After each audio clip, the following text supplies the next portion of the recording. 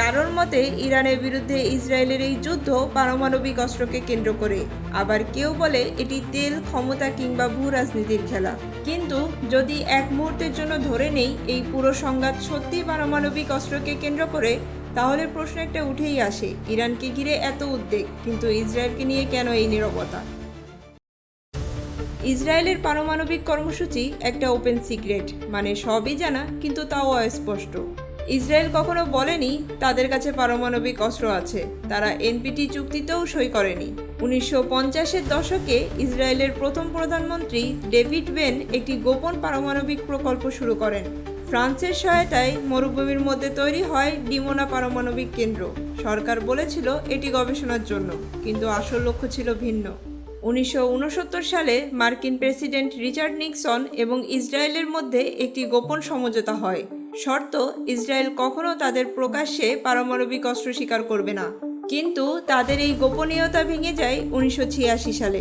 মর্ডেচাই ভানোনু নামের এক ব্যক্তি এই গোপনীয়তা ভেঙে দেন।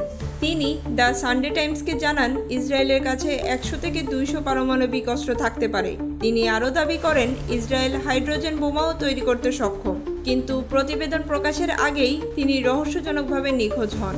পরে জানা যায় তাকে অপহরণ করে ইসরায়েলে নিয়ে যাওয়া হয়। তার সাজা 18 বছর কারাদণ্ড, যার বড় অংশ একাকী কারাবাস। ইসরায়েল কখনোই এনপিটিতে স্বাক্ষর করেনি, অন্যদিকে ইরান এই চুক্তিতে স্বাক্ষর করেছে।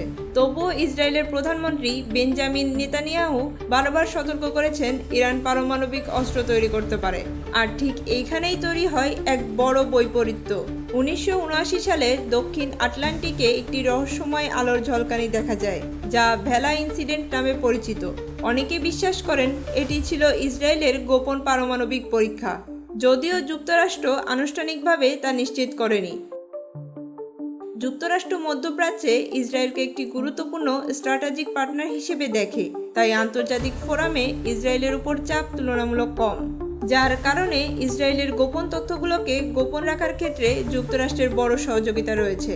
আজকের দিনে বিভিন্ন সংস্থার অনুমান অনুযায়ী ইসরায়েলের কাছে প্রায় 80 থেকে 100টি পারমাণবিক ওয়ারহেড থাকতে পারে, এবং এগুলো নিক্ষেপ করা যায় মিসাইল, যুদ্ধবিমান, এমনকি সাবমেরিন থেকেও, অর্থাৎ পূর্ণাঙ্গ পারমাণবিক সক্ষমতা। বিশ্বে মাত্র 9টি দেশের কাছে পারমাণবিক অস্ত্র আছে, এবং বেশিরভাগ দেশ এই অস্ত্র ব্যবহারের জন্য কঠোর সীমা নির্ধারণ করেছে। কিছু দেশ নো ফার্স্ট ইউজ নীতিও মানে, কিন্তু ইসরায়েলের ক্ষেত্রে কোনো স্পষ্ট নীতি নেই। তারা কখন এই অস্ত্র ব্যবহার করবে, কি তাদের সীমা, এই প্রশ্নগুলো এখনও অজানা। অন্যদিকে ইরানকে অনেক পশ্চিমা দেশ বিরোধী শক্তি হিসেবে বিবেচনা করে, যার কারণে তারা মনে করে ইরানের হাতে পারমাণবিক অস্ত্র থাকা মানেই তাদের জন্য বিপদ। তাই ইরানকে দাবিয়ে রাখার জন্য বিশ্বকে সর্বদা সজাগ থাকতে হচ্ছে। অন্যদিকে ইসরায়েলের বিষয়ে প্রায় সবাই নীরব, আর এই নীরবতাই মধ্যপ্রাচ্যের সবচেয়ে বড় রহস্য।